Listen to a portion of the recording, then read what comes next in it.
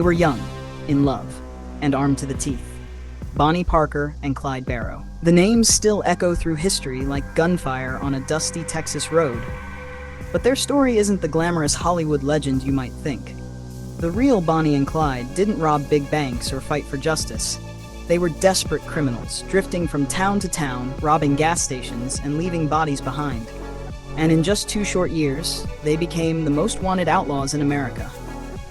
Let's go back to where it all began. Bonnie Parker was born in 1910 in Rowena, Texas. She was smart, poetic, and had dreams of being an actress. At 16, she married a man named Roy Thornton, but he was soon arrested for robbery and sent to prison for 5 years. Bonnie never divorced him. In fact, she wore his wedding ring until her death. Clyde Barrow, born in 1909, came from a dirt-poor farming family near Dallas. As a teenager, he was already stealing cars and cracking safes. By his early 20s, he was in prison, and it was there that Clyde changed. He endured brutal abuse, killed another inmate with a pipe, and once chopped off 2 of his toes to avoid hard labor. When Bonnie and Clyde met in 1930, something clicked. She was drawn to his charm. He saw her as loyal, fearless, and just as rebellious as he was. Soon after Clyde got out of jail, they hit the road and began a violent journey across the American South. At first, their crimes were small: stealing cars, robbing local shops, breaking friends out of jail. But the violence escalated quickly. In 1932, Clyde shot and killed a store owner during a robbery gone wrong. From then on, Bonnie and Clyde weren't just thieves, they were murderers. Together with a rotating crew known as the Barrow Gang, they robbed banks occasionally, but more often they targeted rural gas stations and grocery stores. The take was usually small, sometimes as little as $50. Despite that, their growing body count made them infamous. They killed at least 9 police officers and 4 civilians during their spree. Every time the law came close, they escaped, often with a trail of bullets behind them. The turning point came in 1933, when police raided a hideout and found undeveloped film.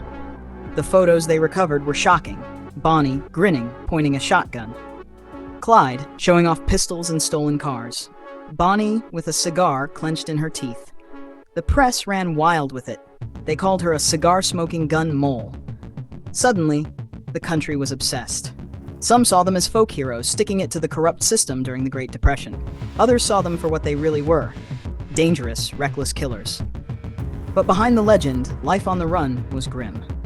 They lived out of a car, ate cheap food, slept in the woods or in ditches. Bonnie was badly injured in a car crash. Her leg was burned to the bone, and she could barely walk after that. Clyde, meanwhile, became more paranoid and brutal. There was no endgame, just survival. Law enforcement finally had enough. Enter Frank Hamer, a former Texas Ranger with a reputation for getting results. He studied the Barrow Gang's movements, tracking them across 5 states. He learned their habits, who they trusted, and where they might go next. That led him to Bienville Parish, Louisiana, in May 1934. Bonnie and Clyde were on their way to visit the family of Henry Methvin, one of their gang members. Hamer set up an ambush on a rural road near Gippsland. He used Methvin's father to help lure the couple in, staging a broken-down truck on the roadside. Just after dawn on May 23, 1934, the couple's stolen Ford V8 came into view. They slowed down.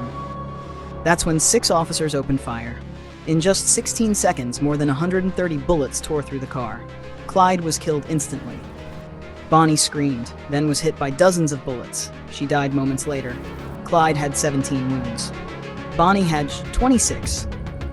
Neither was armed. In fact, Bonnie was still clutching a half-eaten bologna sandwich in her hand. The aftermath was chaos. Crowds rushed to the scene. People stole bits of glass from the bullet-riddled car. Some tried to cut pieces of Bonnie's bloody dress. It was morbid, grotesque, but the legend was born.